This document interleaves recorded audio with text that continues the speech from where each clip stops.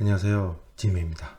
이 물건을 보면서 부동산 경매란 이 정말 부동산 경매니까 이 가격이 보인다라는 게 참 대단하다는 생각이 듭니다. 자, 일단 물건 보도록 하겠습니다. 이 물건 일단 지도부터 보시면 위치가 굉장히 좋습니다.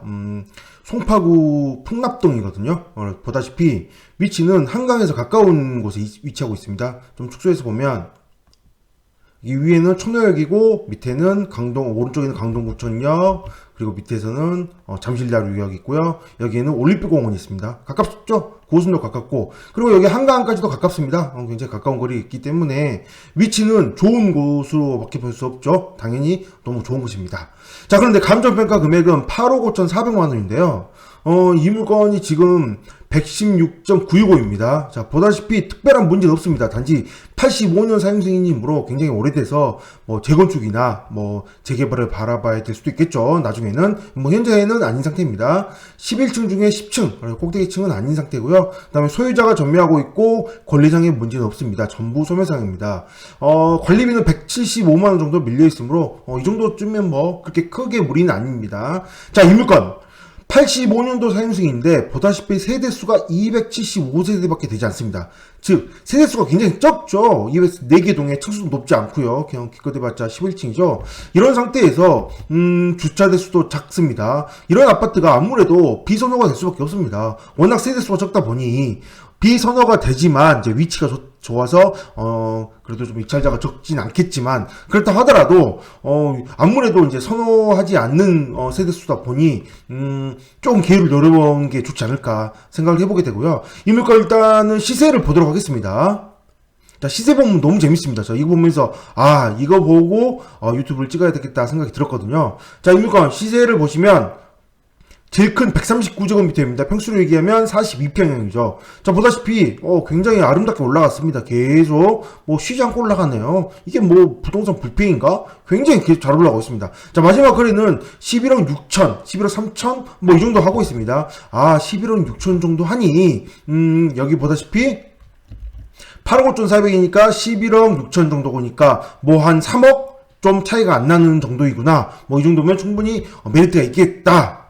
입찰하는데 무리가 없겠다. 이런저런 생각을 해볼 수 있잖아요. 근데 이것만 보는 게 아니고 제가 궁금했던 게 뭐였냐면, 자, 이 물건보다 작은 평수 36평형을 봤습니다.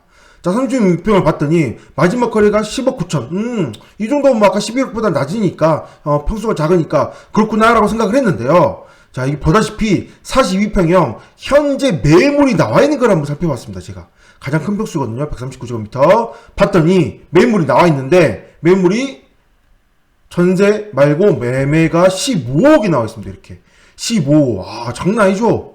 11억 6천이 아니라 매물은 물론 팔리지 않았기 때문에 15억이긴 하지만 그렇다고 해도 현재 지금 매물은 하나 15억이 나와 있고요. 나머지 전세는 8억 3천, 그리고 여기도 매물 또 있네요. 15억. 이 정도 수준입니다. 지금 여기도 15억이네요. 그러면 이거보다 작은 평수 36평형은 얼마나 나왔을까요? 여기도 궁금해서 봐봤거든요. 119제곱미터입니다. 자, 봐보겠습니다. 매매 14억 5천입니다. 14억 5천. 이렇게 36평형 매물이 14억 5천, 42평형 매물이 15억 되는 이 정도 되는 상황입니다. 그런데 실거래에서는 11억 6천 3천인 거죠. 굉장히 차이가 많이 나고 있습니다. 이게 아무래도 8월 거래다 보니까 그 이후에 좀 올랐던 게 좀 적용이 안 된 걸로 보이는 건지, 아니면 실거래가 맞고 이 매물은 단지 그냥 호가만 올려놓은 건지 그거에 대해서는 직접 조사를 해보셔야 되는 부분이긴 하지만, 어쨌든 만약에 15억이 맞다라고 한다면 이 물건은, 자, 보다시피 8억 5,400이 15억이면 거의 2배까지는 아니더라도 2배에 가까운 금액이죠. 이거는 이 금액에 예를 들어 이 8억 5,400이 최저가인데 얼마를 입찰을 하시겠어요? 입찰을 10억은 넘기겠죠. 10억은 당연히 넘기겠죠. 10억은 넘길 텐데 이게 과연 11억이 실거래 시세는 11억 6천원에 나와 있는데 매물이 15억입니다. 자, 그럼 이 사이에 이 금액은, 이 물건의 금액은 얼마가 될까요? 실거래인 11억 6천을 믿어야 될까요? 실거래인 11억 6천을 믿어야 될까요? 아니면 매물인 호가에 나와 있는 15억을 믿어야 될까요? 이게 굉장히 차이가 많이 나고 있습니다. 이렇게 되면 어떤 일이 생기냐면, 입찰하는 사람들 입장에서는 아무래도 일단 실거래는 봐야 되잖아요. 실거래는 봐야 되겠고 매물도 당연히 볼 것입니다. 그렇다 하더라도 실거래가 이렇게 차이가 많이 나는 상황이면 거의 뭐 이거를 뭐 14억 쓸 수는 없잖아요. 너무 높잖아요. 그러면 물론 뭐 낙찰이 어떻게 될지 지켜봐야 되겠지만 결과는 어떻게 될지 좀 뭐 제가 어떻게 알겠어요. 그렇지만 이렇게 차이가 많이 난다라고 한다면 어떻게 보면 기회가 될 수도 있다는 거죠. 이게 물건이 세대수가 작다 보니 선호하지 않게 됩니다. 아무래도 이런 상황에서 매물의 가격 차이가 최저가 8억 5,400, 11억 6천의 실거래, 15억이 호가.